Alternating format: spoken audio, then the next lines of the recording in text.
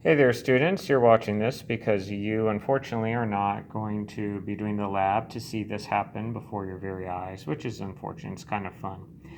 So what I have is a laminated sheet, and I have put drops of each of these solutions. Okay, these are the solutions. So sodium sulfate, sodium sulfide, sodium phosphate, sodium carbonate, sodium hydroxide, and sodium iodide. And I've just put them down each column. So all you're seeing on this sheet here is what is happening down each column. And the real thing to see is that they're all clear, okay? So all of these solutions here we can assume would be soluble because they're clear. They dissolve completely. That's what the clearness means. Okay, so this is we really care about the anion part here. Okay, now come over here, and what I've done over here is I've done the same thing, but now I'm working with these cations along the side. So these are the solutions.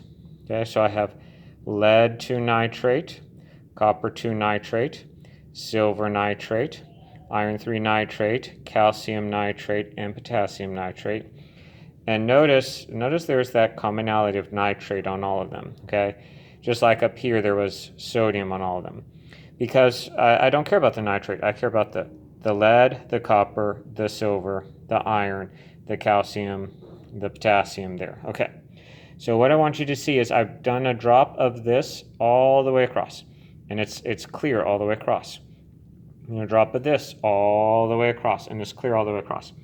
And I want you to see this. I've done a drop of iron 3 nitrate all the way across, and it's yellow. It's a light yellow color all the way across. That's the way it starts, okay? All right, does that mean it has dissolved? Actually, it does. It just happens to add some color when it dissolves, okay? So it is soluble, iron 3 nitrate's soluble, but it has left it a yellow color.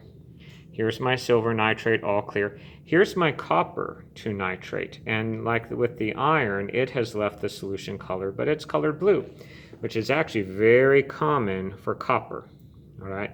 So we've got blue, blue, blue all the way across, and then I've got clear lead 2 all the way across, okay?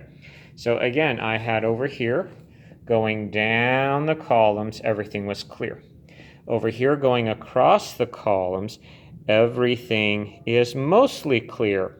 Iron is kind of yellow, copper is kind of blue. The rest are clear. Now, what would happen if I combine these two? What would happen if I add these drops that are going down to all these drops that are going across? Well, I did that. So here we go. Ooh, look at that. Look at what happens when we combine them. So I'm going to take you across the rows, and we're going to take a good look at this. Okay, so I see, and this is the reason we have the pluses. You can see against a black background and a white background going on there. So you can see we have mostly clear across the top, very clear going on across the top, okay? The next row, so this box here shows calcium ion mixed with sulfate ion, okay? That's what that box shows. This box showed potassium ion with sulfate ion. This one shows calcium with sulfate. This one's going to show calcium with sulfide, and so on. So you can see, I want you to see these the first one is clear. This second one is slightly cloudy, actually. Okay, a little bit of haze in that. When I get to calcium and phosphate in the middle there, look at that. Very cloudy. Again, cloudy.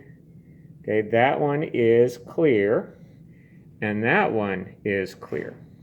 So we got a couple cloudies going across here, right? That was slightly cloudy, definitely cloudy, and those are kind of clear.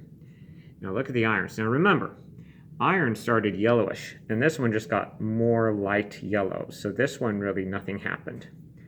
But this one, that's almost brown. That's a different iron. So iron and sulfur does something. And this is different. Iron and phosphate does something.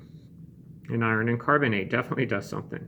And this one, iron and hydroxide, does something that likes to spread out. It's kind of tricky, but it is what it is. Iron and iodide also definitely does something. Check that out. Okay. Now let's go across the silver. Remember, these were all clear, and then we have a clear, and then we have, whoa, that is definitely not clear. That is black.